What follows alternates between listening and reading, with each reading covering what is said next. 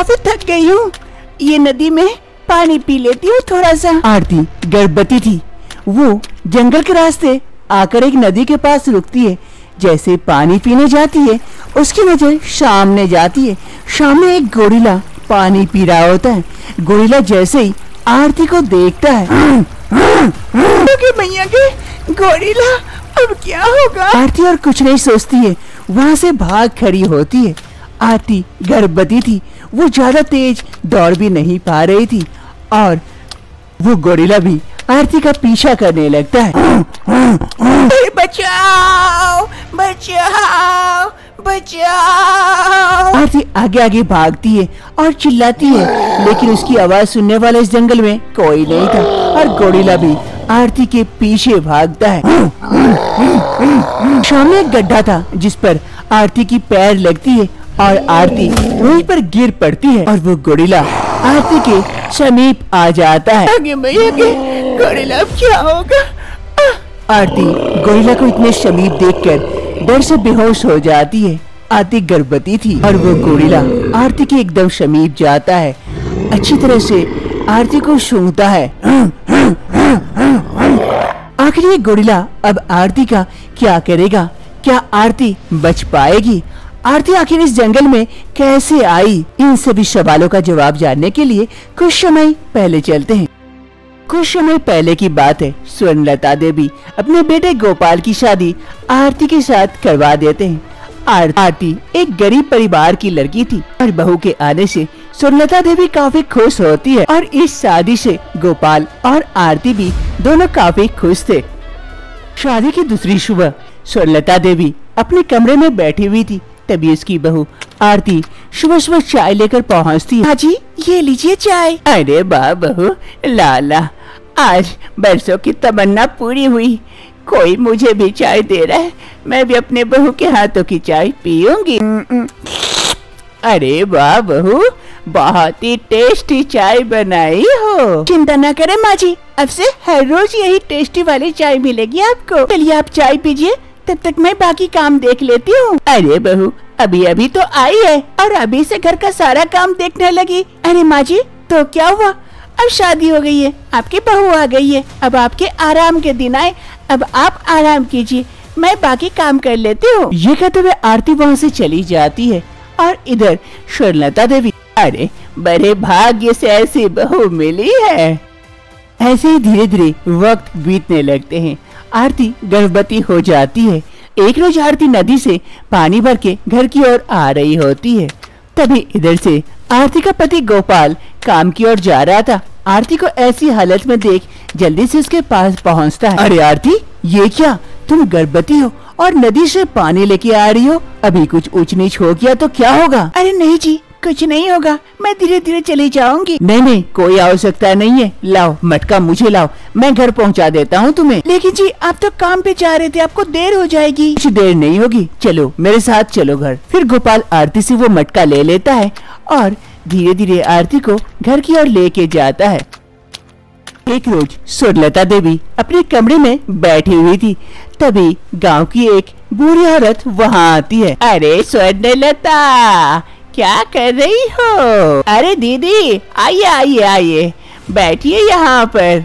काफी दिनों के बाद आपसे मुलाकात हुई, आइए दो बातें भी होगी। सुना है तुम्हारे घर खुशखबरी आने वाली है, तुम्हारी बहू पेट से है। अरे हाँ दीदी, ठीक ही सुना है, अब तो हमारे घर राजकुमार आने वाला है जल्द ही। अरे स्वर्णलता, राजकुमार आएगा या राजकुमारी, ये तुम्हें कैसे पता? क्योंकि दीदी मैं लड़की पसंद नहीं करती हूँ और मैं चाहती हूँ कि लड़का ही आए, तभी तो हमारा वंश आगे बढ़ेगा। लड़की आने से खर्चा बढ़ेगा, फिर उसकी शादी का टेंशन, बहुत सारा झमेला है। लड़का आने से पैसा ही पैसा होगा। लेकिन क्या करूं, ये तो बच्चा आने के बाद ही पता चलेगा। अरे ऐसा कैसे? तुम्हारी ये शीतल दीदी के होते हुए देर किस बात की? मैं तो लड़की को देखकर और छूकर बता सकती हूँ कि उसके पेट में पल रहा बच्चा लड़का है या लड़की। क्या ये क्या आप सच में बता सकते हैं कि उसके पेट में लड़का है या लड़की? अरे हाँ हाँ, अपनी बहू को बुलाओ, अभी बता देती हूँ कि उसके पेट में लड़का है या लड़की। रुकिए दीदी, अभी बुलाती हूँ। अरे बहू आरती, आरती बहू जरा यहाँ आना। अपनी सास की आवाज सुन आरती वहाँ पर पहुँचती है। जी माँ जी कहिए। लीजिए दीदी, बहू आ गई, जरा बताइए इसे देखकर। फिर वो बुढ़िया आरती को अच्छी तरह से देखती है, उसके हाथों को छूती है, उसके नब्ज को देखती है और कुछ ही समय में पता करती है। अरे लो, पता चल गया, तुम्हारी बहू के पेट में राजकुमारी है, लड़की। ये क्या कह रही हो दीदी? आपने अच्छा से देखा, लड़की है, लड़का नहीं है? अरे हाँ स्वर्णलता, मैं अच्छे से देखी और विश्वास नहीं होता तो कुछ दिन इंतजार कर लो, फिर जब बच्चा बाहर आ जाएगा तब देख लेना। चलो अब मैं चलती हूँ, देर हो रही है। ये कहते हुए वो बुढ़िया वहाँ से चली जाती है और इधर स्वर्णलता को ये बात पता चलते ही कि उसके बहू के पेट में लड़की है। अब उसकी बहू के प्रति काफी गुस्सा आने लगता है, वो चिढ़ जाती है, उससे नफरत करने लगती है। दूसरी रोज आरती कमरे में थी, तभी उसकी सास वहाँ पहुँचती है। अरे बहू, बहू, अरे बहू यहाँ क्या कर रही है बैठ कर तू? वो माँ जी काफी थक गई थी ना, इसलिए थोड़ा सा आराम कर रही थी। वो 9वां महीना चल रहा है ना, कभी भी डिलीवरी हो सकती है। अरे आराम करने की कोई आवश्यकता नहीं है, गला सूखा जा रहा है और ये आराम करिए। गला सूखा जा रहा है, जल्दी से मटके से नदी से पानी भर के लेके आ। लेकिन माँ जी इस अवस्था में मैं कैसे पानी ला सकती हूँ? कैसे ला सकती हो मतलब? तो क्या करना चाहती हो कि मैं लेके आऊँ पानी? चुपचाप जार लेके आ पानी, कुछ नहीं होगा तेरा। और वैसे भी कुछ भी हो गया तो क्या ही फर्क पड़ता है, पेट में तो लड़की है। ये कहते हुए सास वहाँ से चली जाती है और ये बात सुनकर आरती को काफी दुख पहुँचता है। वो धीरे धीरे वो वहाँ से जाती है पानी लेने के लिए। दूसरी सुबह स्वर्णलता देवी एक आदमी को अपने घर बुलाई थी और उससे बात कर रही होती है। तभी आरती आती है, किसी कारण अपनी सास की बात सुन वहीं पर रुक जाती है और दरवाजे के पीछे से सुनने लगती है। अरे देख ले भैरव, आज रात का ही समय है, मेरा बेटा आज रात घर पे नहीं रहेगा, वो शहर जा रहा है, कल आ जाएगा, कल से मौका नहीं मिलेगा। आज बहू अकेले रहेगी, जैसे भी हो काम तमाम करना है तुझे। मुझे वो लड़की नहीं चाहिए, उसके पेट में लड़की है, तुझे अपना काम करना है, जैसे भी हो मिस नहीं होना चाहिए। अरे काकी चिंता मत करो, जैसे भी हो आज रात मैं काम तमाम कर दूंगा, किसी को कानो कान खबर तक नहीं होगी। स्वर्णलता देवी और उस आदमी की बात सुन आरती के तो होश उड़ जाते हैं। वो जल्दी से वहाँ से चली जाती है। चल अब जा यहाँ से, कोई देख न ले, चुपके से चला जाना और रात में सही समय पे आ जाना अपना काम करने के लिए। फिर वो आदमी वहाँ से चुपके चुपके चला जाता है और इधर स्वर्णलता देवी आज रात जैसे भी हो बहू का काम तमाम हो जाएगा, फिर मैं अपने बेटे की दूसरी शादी दूंगी जिससे मुझे पोता नसीब होगा।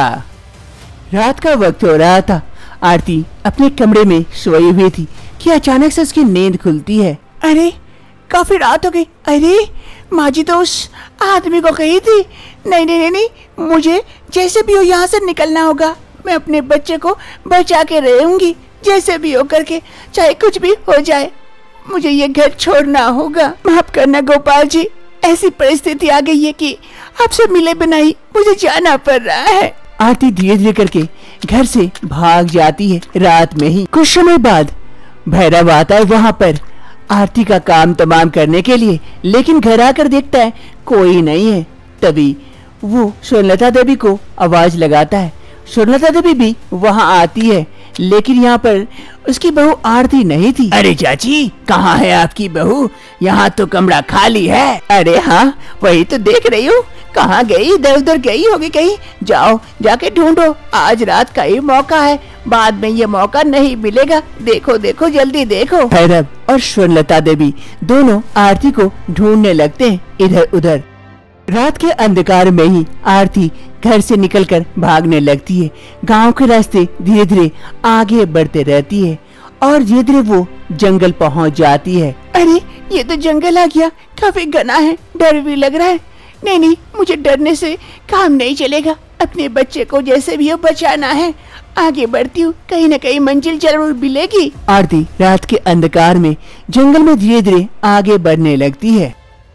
वर्तमान समय आरती की धीरे धीरे नींद खुलती है। वो आँख खोलते ही देखती है बगल में उसका बच्चा है।